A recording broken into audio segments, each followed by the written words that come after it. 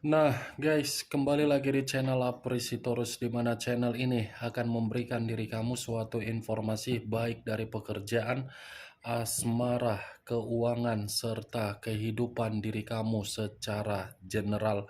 Sebelum saya memberikan suatu informasi dari berbagai aspek yang barusan saya katakan tadi, saya juga mengingatkan kepada teman-teman informasi yang saya berikan terhadap diri kamu bukan suatu acuan untuk kamu ambil dan untuk kamu terima.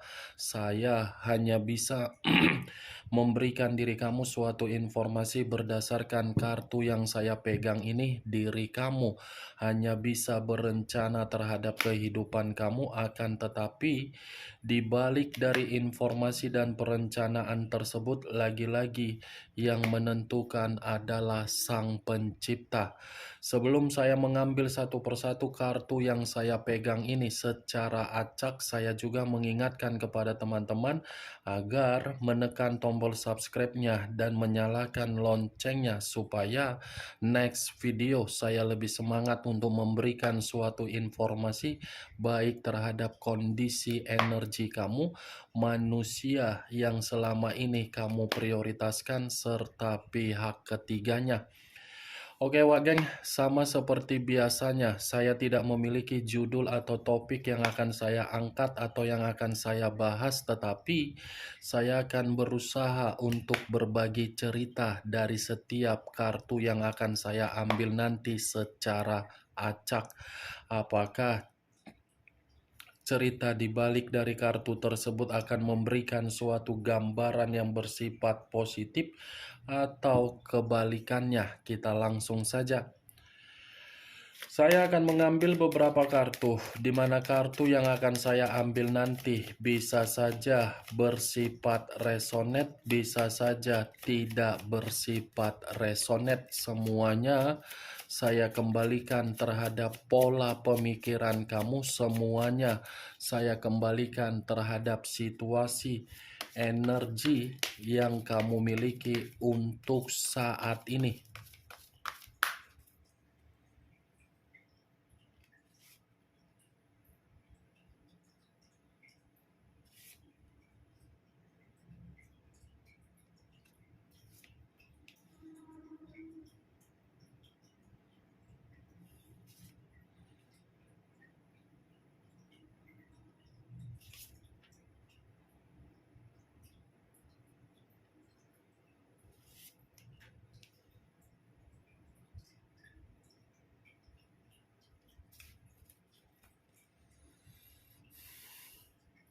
Nah, guys, di depan saya ini sudah ada beberapa kartu yang sudah saya ambil secara acak satu persatu dari tumpukan kartu yang saya pegang tadi.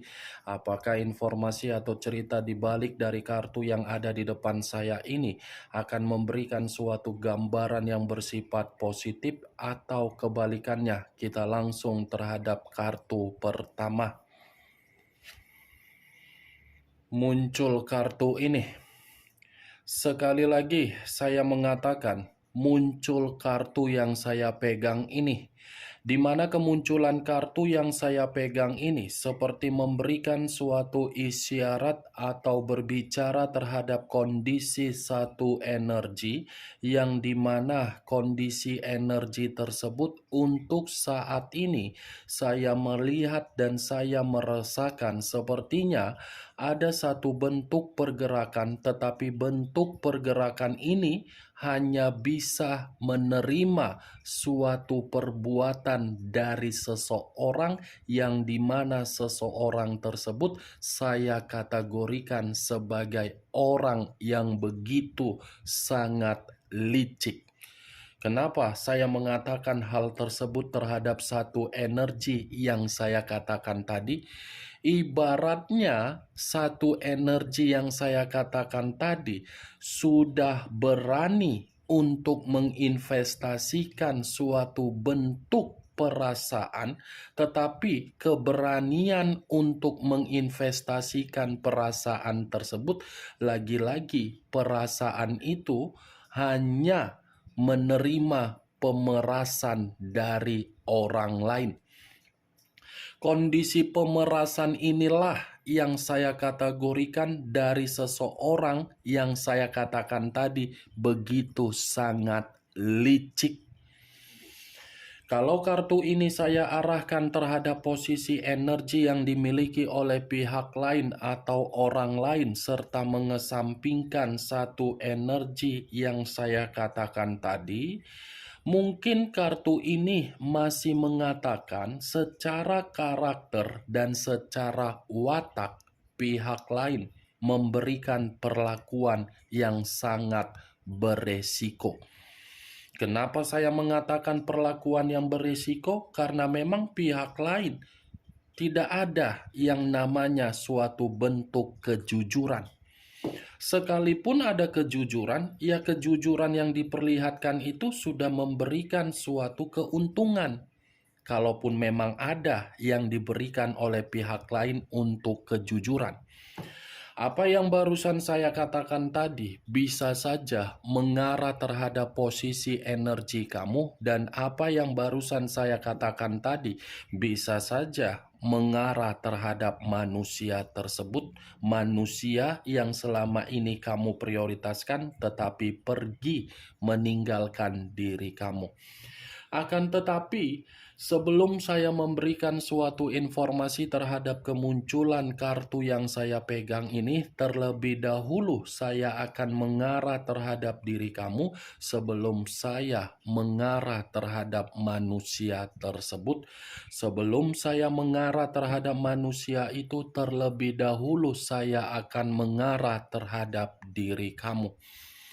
Di mana ketika diri saya mengarah terhadap posisi energi kamu, baik secara pemikiran, perasaan, atau kondisi batin kamu, dari ketiga aspek yang barusan saya katakan tadi, kalau seandainya saya masih tetap menarik dari kata komitmen, sepertinya komitmen yang kamu jalankan, kamu itu memprioritaskan badut.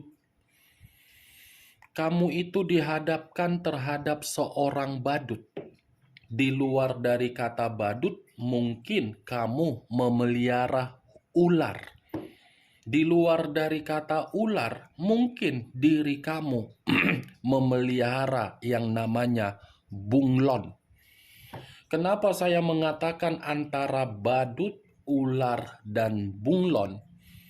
Coba perhatikan orang yang kamu prioritaskan secara karakter. Bagaimana karakter dia yang sebenarnya? Bagaimana karakter dia yang sebenarnya di dalam komitmen kamu? Wak geng, coba pertanyakan dulu di dalam diri kamu secara pribadi. Atau bila perlu, kamu bercermin di hadapan cermin. Apakah manusia itu jujur? Apakah manusia itu ada keterus-terangan? Apakah manusia itu ada yang namanya suatu bentuk yang bisa memastikan diri kamu bahagia? Saya cukup simpel kenapa saya mengatakan manusia itu badut, bunglon, dan ular. Di awal kamu dibuat terhanyut. Di awal kamu dibuat untuk yakin. Di awal kamu dibuat seperti merasa ada kelegaan di dalam komitmen kamu. Tetapi semakin ke tengah, semakin di akhirnya, apakah di awal tersebut memberikan suatu ketentuan di tengah dan di akhir? Tidak kan? Itulah badut. Kamu ceria. Bisa ceria kamu dibuat dia. Tetapi keceriaan yang dia berikan terhadap diri kamu itu adalah suatu bentuk kelicikan yang dia miliki. Jadi sekuat apapun diri kamu itu untuk mencoba mencari kebenaran dari kesalahan dia itu tidak akan pernah untuk kamu ketahui. Sekalipun diri kamu untuk mengetahui dan kamu mencoba, kamu tidak akan pernah bisa menang. Kamu yang akan tetap kalah. Ya kan? Kan selama ini kamu yang dihakimi. Selama ini kamu yang disalahkan. Sementara yang melakukan kesalahan dia. Seakan-akan kesalahan dia itu pintar dia sembunyikan. Namanya juga badut, namanya juga bunglon, namanya juga ular. Bunglon kan bisa berubah wujud, tergantung bagaimana kondisinya. Kalau kondisinya merah, ya berubah menjadi merah. Kalau kondisinya berubah menjadi kuning, ya berubah menjadi kuning. Asal jangan jadi tai aja dia. Kalau dia jadi tai, ya cocok juga lawak geng. Karena kan karakter dia seperti tai. Yang tidak ada kepekaan terhadap orang yang memberikan ketulusan. Kok bisa ya aku mengatakan warna kuning? Ya itulah itu wak geng. Capek kita mikirkannya.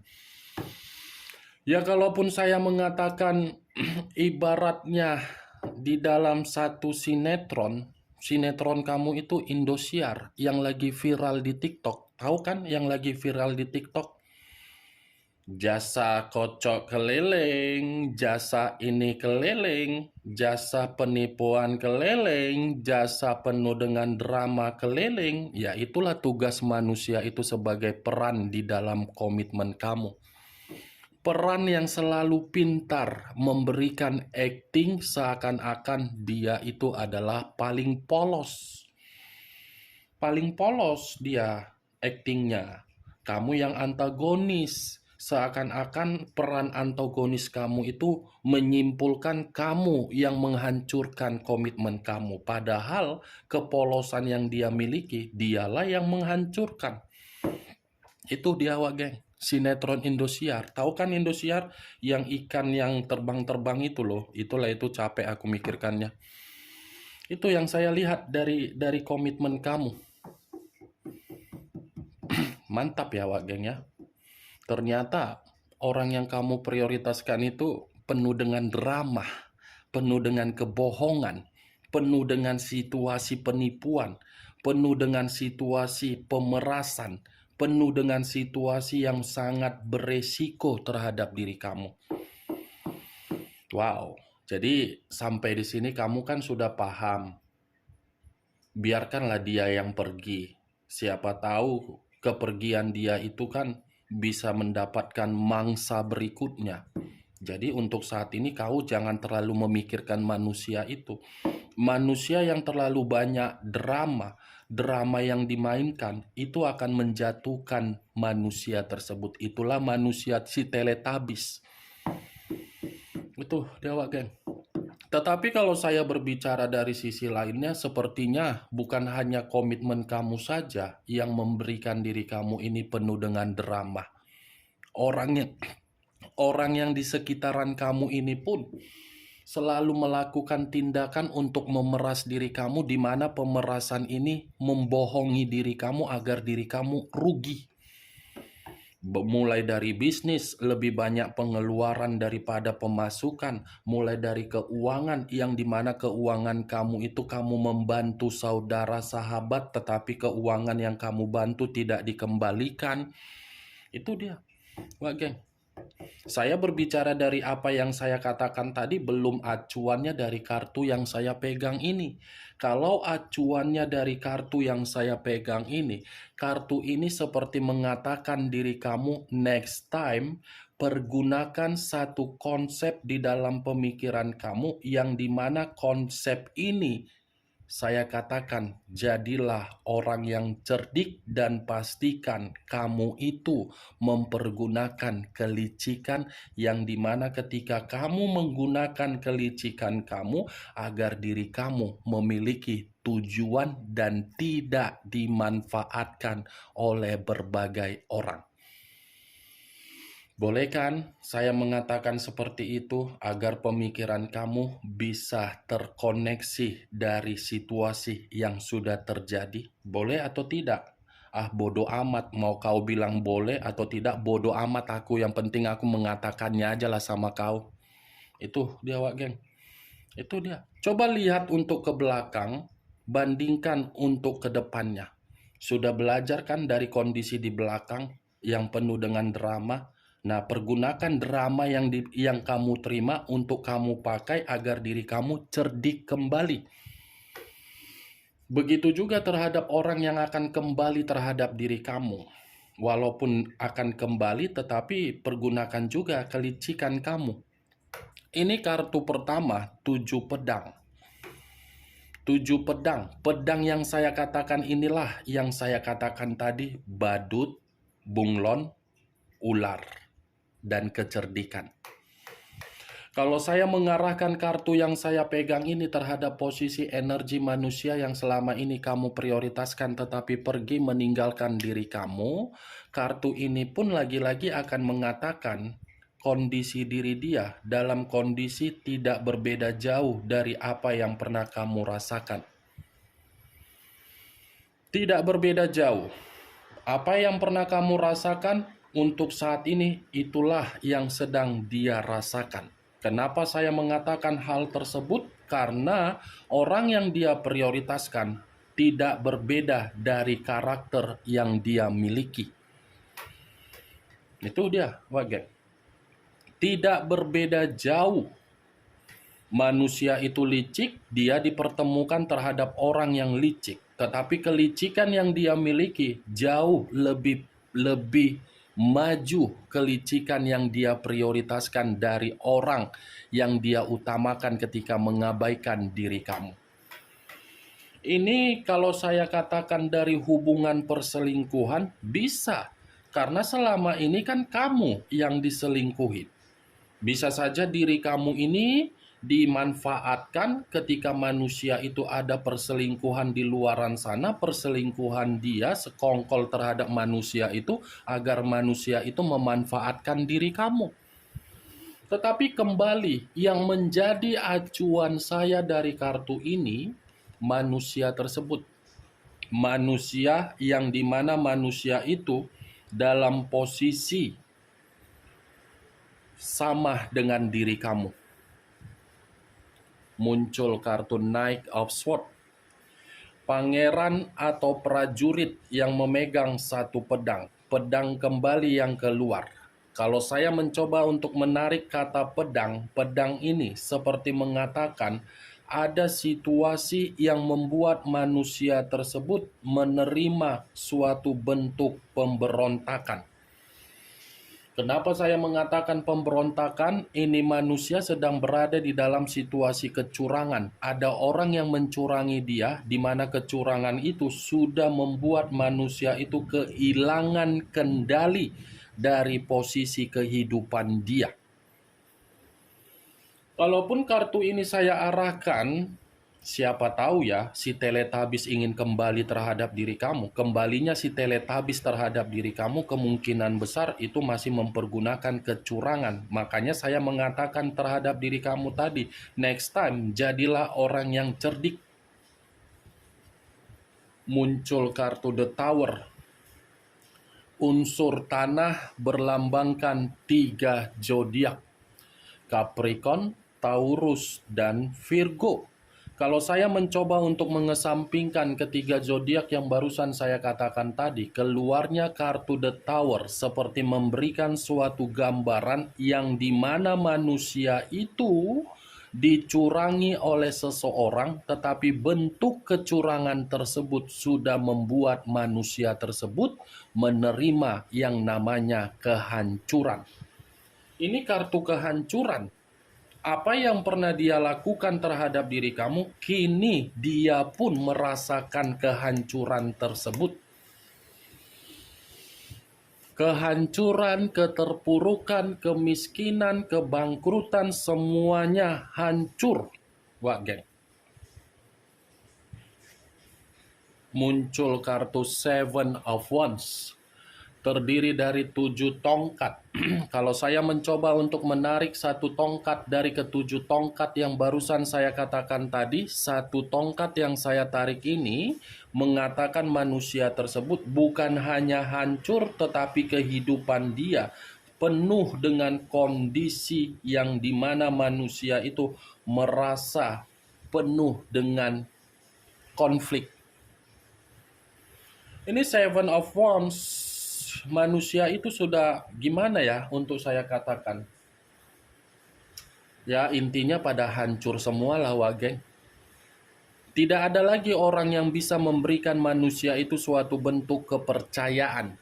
Tidak ada lagi seseorang yang bisa memberikan manusia itu suatu bentuk kepedulian. Ibaratnya ya semua orang meninggalkan diri dia.